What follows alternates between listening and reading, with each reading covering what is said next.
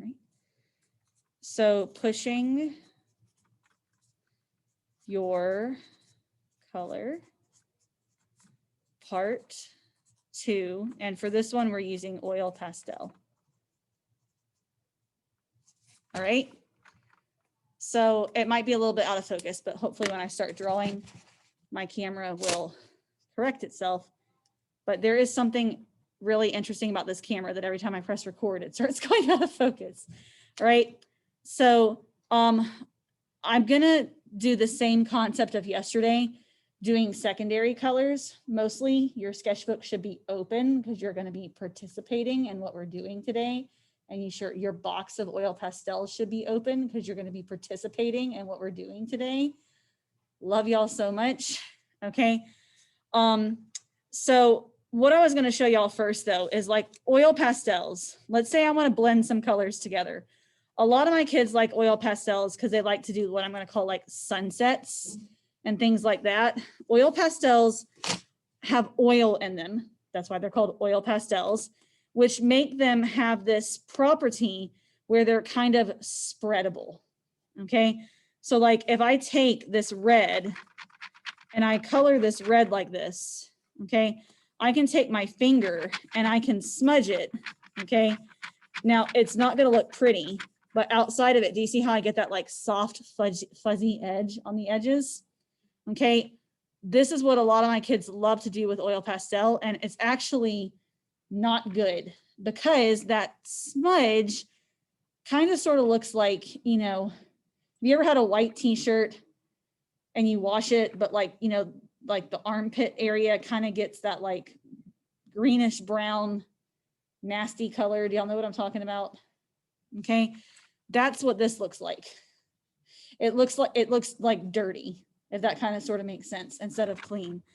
But that's how a lot of kids will start out. They'll start out with like the red oil pastel and they'll kind of go like this. Then they'll add in the orange like that. And then they'll take their fingers and they want to blend the red and the orange together and get this nice, pretty, like what I'm going to call sunset effect. Okay. Which is nice. And you can even, you know, I could add in the yellow and I could blend it more. Okay. But two things are going to happen here that are really annoying. Number one, I end up with what I'm going to call oil pastel poop and all of these ugly kind of smudge marks. And my fingers are going to be like nasty. Okay. Some of my kids, they alleviate that by using a paper towel and blending with the paper towel instead of with the fingers. Okay. But ideally, you want to blend with oil pastels without rubbing them. Okay. So those are going to be some tricks that we're going to be practicing today. Okay. So I figured to not be super repetitive, since we did cylinders yesterday, I figured we could do a different shape or form today. So I was going to do like an actual object, like a pear or an apple. But if you wanted to do a sphere instead, that's totally up to you. So I'm just going to draw a generic, if I can find a pencil. I literally just had one. Okay. I'm going to draw kind of like what I did yesterday. I'm going to draw 3 and I'm going to draw a generic pear shape. But again, if you didn't want to draw a pear, wow, that's out of focus. I really hate how it always does this when I'm recording. Like never during regular class, only when I'm recording. Okay, I'm going to draw 3 pears. I might have drawn that first pear a little big. But one thing that is important, because it, you know, to think about, is because it is oil pastels, is these aren't, they're fat, right? You don't have this like pencil that you can sharpen into a nice point. So I do think it is worthwhile to realize if you're working with oil pastels that working bigger is better, okay, than working small. All right. So I have 3 pears, and in case y'all can't tell, they're all 3 different shapes and sizes because I'm a human being, not a robot. Okay. And then we'll, of course, same thing. We'll have pear A, pear B, and pear C. Okay. If you didn't want to do a pear, you can draw an apple. If you don't want to do an apple, draw a sphere. I just figured that, like, you know, most people don't draw cubes and spheres and cylinders that much. They draw like actual objects. Okay. And I have an actual pair if you guys wanted to look at it. Okay. Actually, I'm going to do that. Hold on.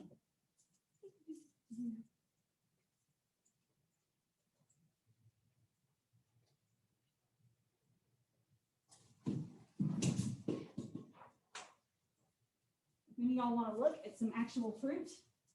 I've got pears, apples, and oranges, and corn. In here, they're not real, they're fake, but you know. Okay. If y'all wanted to look at one. So if you were in class, we actually have fake fruit that I make the students draw. So, you know, looking at this object, all right, what color are these pears?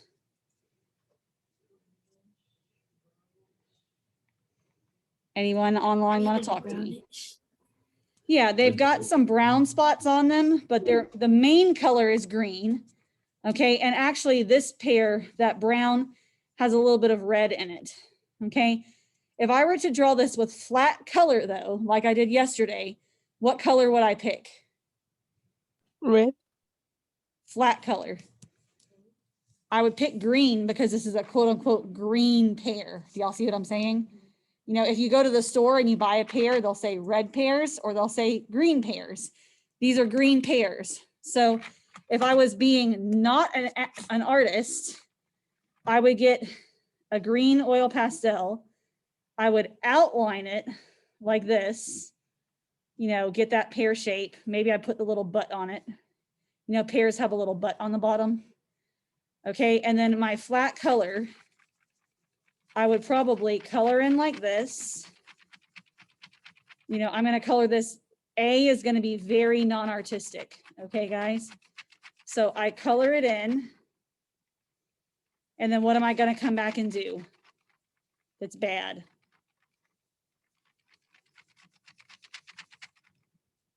Anyone know? What am I going to come in and do? I'm going to come in and smudge it with my finger. Ooh, my finger had red on it. Whoops. That's another disadvantage. If your finger gets dirty and you forget to wash it, then you end up smearing your other color in there. So see how I accidentally got some red on my pear, which is kind of funny because the pear has brown in it. Okay. So, and I smudge it in. Okay. Then I would take my brown and I put the little stem on it. A pear. Is that believable as of a pear? It's believable, but I'm going to make my pear look better than that. Okay. So again, number A is flat. So now we're going to practice moving from flat. And as we go this way from A to C, we're trying to become more dimensional. D-I-M-E-N, S-I-O-N-A-L, dimensional. I had to think about how to spell it. So what happens when you're dyslexic, guys? Woo, can't spell anything. Okay. So again, here's A, B, and C. All right. So just like yesterday, okay, I want to be thinking about the colors that I choose. And I want to be thinking about how can I get that color on there and not smear it with my finger. Yes, no, maybe so. Okay, so I've got a green pear. So what colors can I use? Okay. I can use green. And, you know, depending, I might have, depending on what was in your bag or what's in your supply, you may have, you know, more than one green. Okay. What else can I use? Okay. Yep. We already discussed there was brown in the pear. So I've kind of got this like, I don't know. Does that look like a brown color? I don't know. I'll just use two different browns because I know some of y'all, I don't know how many colors you have at home. Okay, I've got green, brown, and we talked about it yesterday. What two colors make green?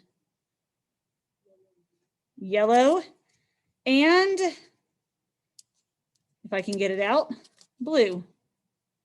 Okay. Okay, another color that we can use, well, I'll wait till the next one. Y'all, why am I so clumsy? I just dumped my whole thing. Did y'all see it? They're on the floor. And they were all in order too by color. And I'm recording, so now you'll have to watch me put my oil pastels back in the right order. Charlie, do you want to do me a favor though and just get the ones that are on the floor and get them off the floor for me, because it's really hard for me to get stuff off the floor right now. The disadvantages of being pregnant.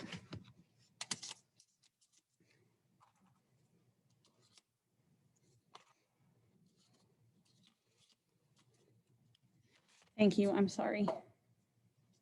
I think that's all of them. I'm using a lot of them, so. Okay, all right, guys. So looking at the pear, okay, we were talking yesterday about light sources, okay, and I don't necessarily have a great light source here, but I can kind of sort of see the edge of my pear has a little bit of a shadow on it. Maybe I want my shadow to be on the left or the right side. Think about where you want the light to be and where you want the shadow to be on your pear. When you're first learning, I think it's best to think about left and right. So, you know, if you put your highlight on the left, put your shadow on the right. If you put your highlight on the right, put your shadow on the left, okay? Because your light and your shadow are always going to be opposite. So I think we did the light on the left yesterday, so I'll do it again. So I'm going to do my highlight with yellow. Now I'm pressing down a little bit, getting some decent color in there. Okay, I'm going to do my highlight with yellow because yellow is my lighter color. And I'm going to do my shadow with blue because blue is my darker color. Okay. And I'm going to give the pear a little bit of a butt shape. All right. And I can blend it out a little bit. So I'm not pressing down quite as hard. Okay. And I got some blue on my pear. All right. Now, if I just use that yellow and that blue, okay, and then I come back with my same green, what is interesting is I can put the green here in the middle. Okay, and I'm trying to go slow enough that you guys can do this with me, but that you can also kind of like watch me, but also have time to work. Okay, a lot of kids want to get it to here where they have a yellow section, a green section, and a blue section. And then they want to take their fingers and smear. Okay, but we're talking about the fact that we don't want to smear. Okay, so how can I, without using my finger to smear, how can I get these colors to mix together? Yeah, use the oil pastel to blend. Okay, if I take the oil pastel and I put it on top of the blue, the green is going to mix with the blue, just like we blended yesterday with the, what's it's called, with the color pencils. They'll blend together on their own. It just takes a, like, I don't want to say it takes a little bit longer, but it's just something that you got to kind of, you know, do. Okay. And now the green, and actually by doing that, I'm getting a more interesting color, and my hand is controlling where the colors blend and where the colors don't blend. Now, in doing this, you will see I do one annoying thing about oil pastel is it does leave these little remnants, okay, on your paper, and I call them oil pastel poop. You just have to kind of gently wipe the poop off, okay? I don't know what it's actually really called. I've just always called it oil pastel poop. Then, you know, same concept. I'm gonna work my green into my yellow, and my yellow is gonna make my green a little bit brighter. And then I'm getting like a nicer highlight. If I want to make it more intense, okay, I can come back with the yellow and put some more yellow on top and, you know, make that highlight a little bit brighter. See, kind of sort of see how I did that? And then I'm going to zoom out. And now I have a pair that has a highlight and a shadow. It still looks green. There's definitely a lot of blue. If I want to make it a little bit less blue, I can always, you know, add some more green. Okay. You could have done, again, though, you could do an orange, an apple, just like, you know, simple fruit. Okay. And I can still, you know, take my brown marker, not my brown marker, my brown pear, and add a little stem. Okay. So hopefully y'all can see B looks better than A. Okay. It might not be perfect. Okay. But we're getting closer. B is at least looking, you know, like it's got some highlights and shadows. A just looks like it's a green, like just green. Okay, of course, I accidentally got a little bit of red in my green, but that was because my finger was dirty. Sorry, guys. All right. So C, I'm really going to push. Okay. I'm definitely going to use red because red is the complementary color of green. And now I'm going to start using all these other colors, these browns. And I'm also, a very important color with oil pastel is white. Unfortunately, though, this is the first oil pastel to disappear in my classroom. So because it's used so much. So a lot of y'all probably did not get a white in your bag. So if you don't have the white, it's okay. White is just nice for adding a little bit of a highlight on the end, but there are other things you can do if you do not have a white. But I would say, like, if you were to buy only one oil pastel, this is like you want to have a white, but it's not essential, quote unquote. Okay. But especially because these pears have brown and red in them already, I think it is really important that I add red to this pear if I want it to look like the actual pear that I'm drawing. And something else I need to add if I want it to look like the actual pear that I'm drawing is, what does this pear have on it? What are all these? They're like little, I don't know what you want to call them, spots. Y'all want to call them spots? Okay. The pear has like spots on it because freckles. I like that. The pear has freckles. Okay. You know, and you got to think about like all the different like textures, and see how as I turn it, the light hits the pear and you can see like highlights and shadows. It's important. Like if you want to get this pear to look real, and that's a word that a lot of my kids like to use when they're drawing, you've got to draw all of those weird imperfections, and okay, making the pear look, what's it's called? Making the pear look, you know, lumpy, making it have highlights and shadows, giving it the freckles. If it's got a weird brown spot, you got to draw the weird brown spot. Okay. A lot of times as artists, I think y'all think you have to make things look pretty, and it's actually the ugliness or the imperfections of objects that makes them look good. It's the same thing with people. Okay. So let's see. I'm drawing this one. Which pear am I drawing? I'm just going to kind of put it to the side where y'all can still kind of sort of see it. Okay. And if I look at the shape of the pear, I'm going to adjust my shape a little bit, but to kind of sort of give it that lump. And I'll definitely want to give it that little bump on the bottom. Okay. And I'm going to put, I don't want the red to dominate, but I am going to put a little bit of red in there. Okay. I'm going to pull my shadows this time with some brown, just to kind of play around with the difference and see which one I kind of like better. I'm going to put a little bit of brown up here on the top, depending on where I'm seeing my highlights. Okay. I'm probably going to put a little bit of blue down here, but on this one, I want y'all just to kind of sort of play around and see what happens if you use different colors. I've got this other green that's kind of like a dark, kind of like an olive green. And I might put a little bit of it down here on this side. Okay. And then this time I'm kind of putting my highlight in the middle. Ooh, my yellow was dirty. That's one thing. your lighter colors, if they get dirty, you want to have another piece of paper or like a paper towel or your finger where you can wipe your oil pastel and get the dirty part off. Okay, then you can come in, you know, and I'm going to put, I think it's kind of brighter on this side. I'm going to put more yellow over here. Okay, I got a little bit of red on my yellow. That's okay, I'll work it in. So I have all those colors, and somehow I'm going to make that into a green pear.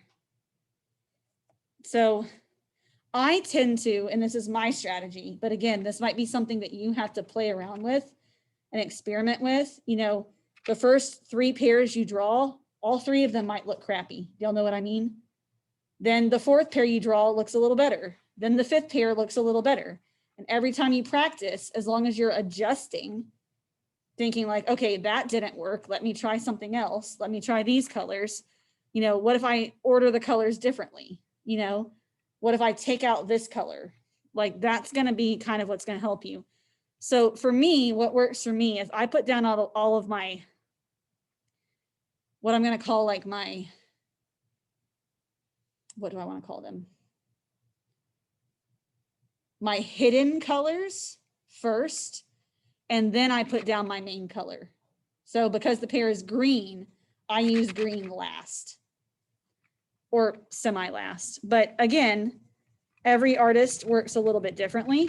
So we're going to kind of sort of play around and see what we get today. And you're going to see when I mix this red and green, I'm going to get an ugly color. And then I've got to get it to kind of fade into that yellow real quick. And I got to get it to fade into this blue. There may be sometimes too where the thing I've got to do is actually just clean my oil pastel. Okay. Another thing, as your oil pastel gets used, you are going to have to take the wrapper off. You know, so you don't have to ask me, Miss Mache, is it okay if or Miss Walker, is it okay if I, you know, peel off the wrapper? You can peel off the wrapper. It's all right. You don't have to ask me, or you can peel off the, you know, it's the same thing like a crayon. Eventually you got to peel off the wrapper.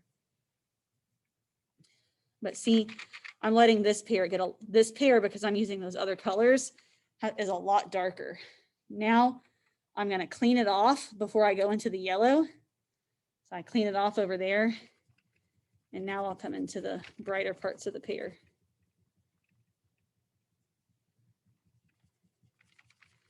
That is one thing you do have to be a little careful about with oil pastels. The dark colors can kind of dominate if you're not careful.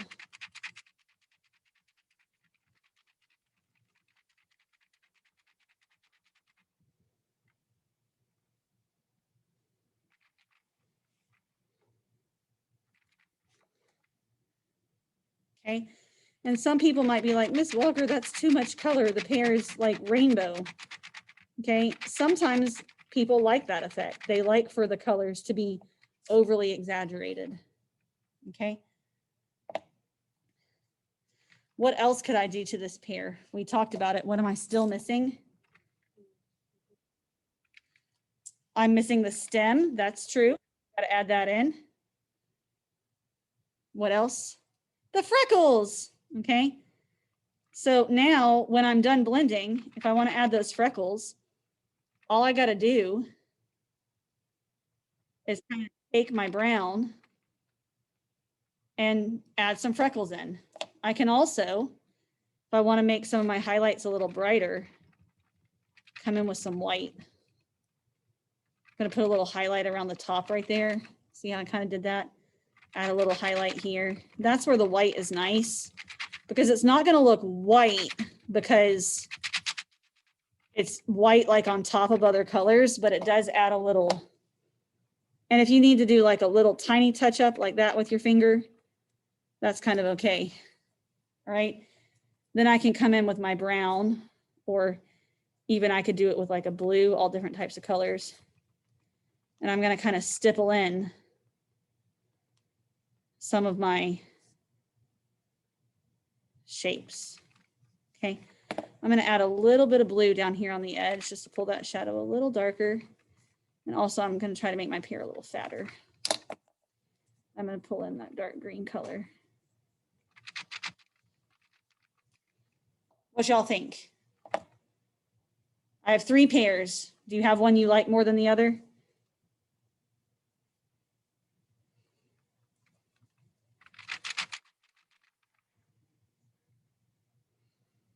Or do y'all have 3 pairs and you have one you like more than the other? My painting 2 kids are coming back because they are, what's it's called? They had to come back at 9:15. Okay. Out of curiosity, A, B, or C, which one's y'all's favorite of the 3 that I drew? C. C? C. Okay. Now I could still, just so you guys know, I could come back to A or B.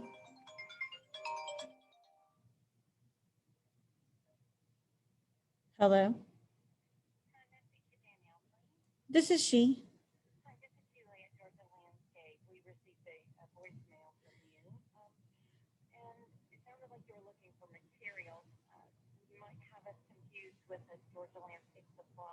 Okay. Okay, perfect. That's, I was just curious. So thank you so much for letting me know. Bye. You too. Thank you. Bye. Sorry. What was I saying? I don't remember. Like I could go back to A or B and still add other layers of color. That's what's really nice about oil pastels is now it can get too built up. After about like 4 or 5 layers, the color kind of stops showing up.